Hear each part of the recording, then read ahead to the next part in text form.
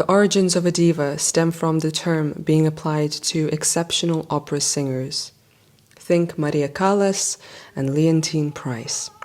The Western world has helped bring divas to the forefront for generations, cultivating symbolic beauty and talent. They often seem untouchable, otherworldly, and practically goddesses. The word diva stems from Italian and Latin as goddess. But just like Callas and Price, who possessed a goddess-like quality on and off the stage, an air of self-aware superiority and a talent beyond borders, another opera goddess is held close to my heart, one that did not flourish in the Western world, but rather in the East. One of a kind and iconic, Annagul Annakuliyeva, my great-grandmother. I want to briefly give attention to her life and achievements and remark on her undeniable diva status. It is a good idea to bring to public knowledge lesser-known divas who existed in a time and place less easy for women to succeed career-wise. Plus, I feel very proud and honored to be related to this incredible woman who would have turned 100 years old this year. Annagul was born on December 31st, 1924 in Turkmenistan. She became the first internationally renowned opera singer from Turkmenistan, receiving major honors during her prolific career, like the People's Artist of the USSR, the Order of Lenin, the Badge of Honor, and more. Since 1941, the self-taught soprano opera singer appeared in significant theater and opera productions like Aida and Tosca, and starred in films, especially those directed by her husband, Alty Karliev, a notable figure in Turkmen and Soviet cinema. They were a power couple who were held in high regard. Annagul met Alty Karliev early on when she was young, and he already was an established director. They met at the Turkmen Opera and Ballet Theatre, named after Mahdum Kuli, in the early 1940s when Annagul was in her late teens as a fresh talent, and Alty was the creative director of the theatre at that time. They married when Annagul was around 20 years old and started their family soon after, having 2 sons, Murad and Nuri.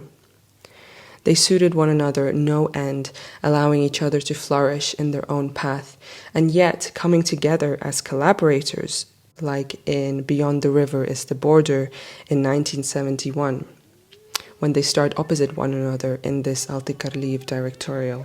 From 1941 to 2001, Annagul was a soloist at the Turkmen Opera and Ballet Theatre, named after Mahdum Kuli. After finishing pedagogical school, she never had proper musical training. She learned music by ear and never studied notes and the traditional elements of music. She developed her operatic voice on her own, which is unheard of.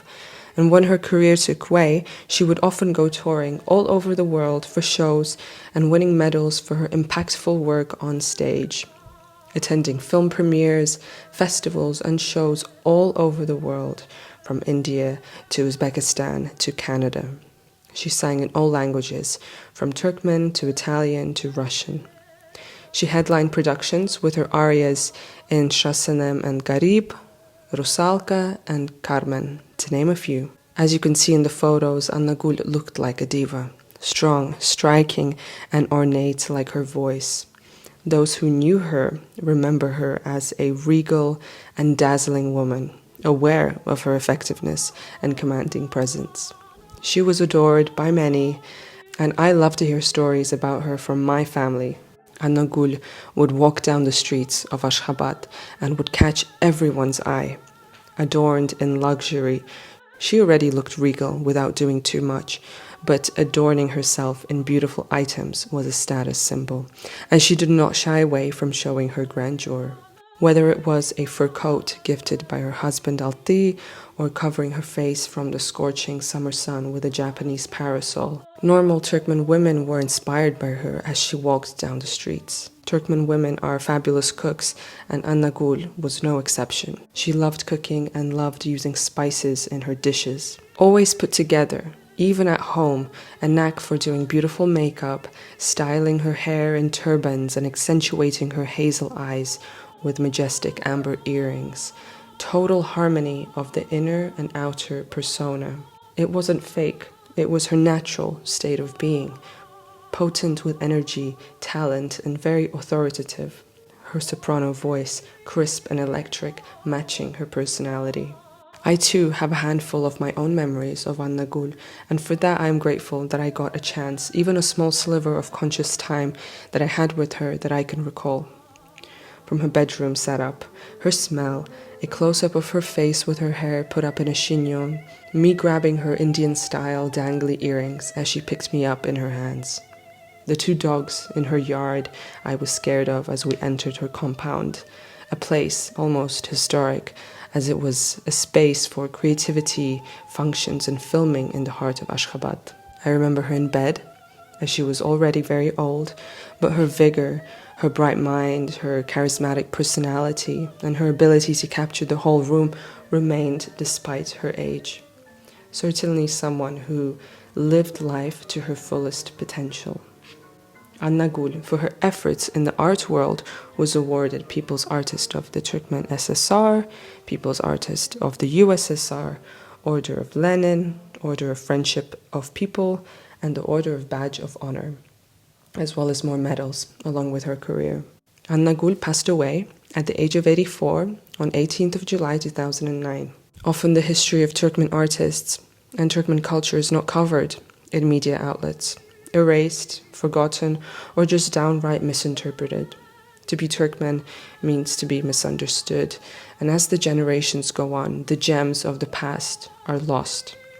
But Annagul's legacy will never be forgotten by those people she touched through her art and her existence and her accomplishments in the music world that add to the intricate embroidery of Turkmen culture and history. She teaches us to be unapologetically ourselves, bold and fearless, to go after our dreams relentlessly and keep our heads held high. You can listen to Annagul Annakuliyeva's songs on SoundCloud, linked in the description, to truly feel her emotion in every song she sings.